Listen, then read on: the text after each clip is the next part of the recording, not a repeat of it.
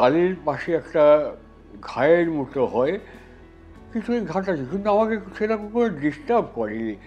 তারপর ওইখানকার দাঁতগুলো দেখাতে গিয়ে আমি একজন আমার লোকাল ডেন্টিস্টের কাছে যাওয়াতে উনি কিছু আমাকে ওই ঘাটা দেখে কিছু ওষুধ দিয়েছিলেন। ঘাটা না কমার ফলে উনি বললেন যে আপনি একটু ক্যান্সার বায়োপসির একটু ট্রিটমেন্ট করুন। প্রথম বায়োপসি রিপোর্টে আমার যখন মানে সবাই আমার ফ্যামিলি মেম্বাররা, ছেলে বৌমারা, মিসেস যখন জানতে পারে যে আমার ক্যান্সারে আমি দারুণভাবে আক্রান্ত হয়েছি, তখন সবাই দিশাহারা হয়ে কোথায় একটা ভালো জায়গায় যে অপারেশন হবে সেটা তারা প্রাণ চেষ্টা করেছে খোঁজার জন্যে।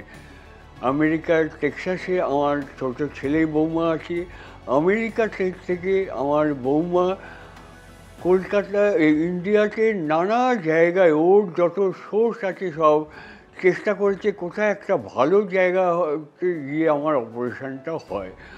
ওর বৌমার পরিচিত এক আর্মি এক্স মেডিকেল অফিসার, তিনি এইচসিজিতে সাজেস্ট করেন এবং আমি এখানে আসার পর এখানে পার্থ চক্রবর্তী আমাকে করে যে আমার যে ধরনের ক্যান্সার সেটা ডক্টর রাজীব সারাঙ্গের কাছে দেখাতে।